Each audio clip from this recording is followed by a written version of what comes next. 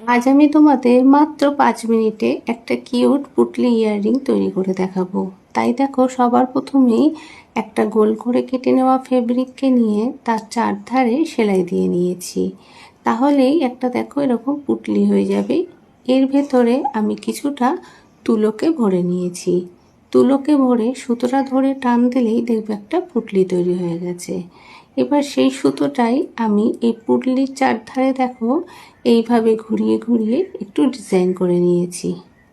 এবারে এই সুতোর মধ্যেই একটা হলুদ কটন বল আর একটা লাল পুঁতিকে ভরে নিয়েছি। আর একটা হ্যাঙ্গিং ইয়ারপিনের সাথে এই পুটলিটাকে এইভাবে ঝুলিয়ে নিলেই একদম রেডি হয়ে যাবে এই পুটলি ইয়াররিংটা। তোমরাও চাইলে কিন্তু তোমাদের শাড়ি কুর্তির ম্যাচিং কাপড়কে নিয়ে এরকম খুবই সহজেই একটা কিউট ইয়াররিং বানিয়ে নিতে পারো। তোমাদের এই পুটলি ইয়াররিংটা কেমন লাগলো অবশ্যই কিন্তু কমেন্ট করে জানিও।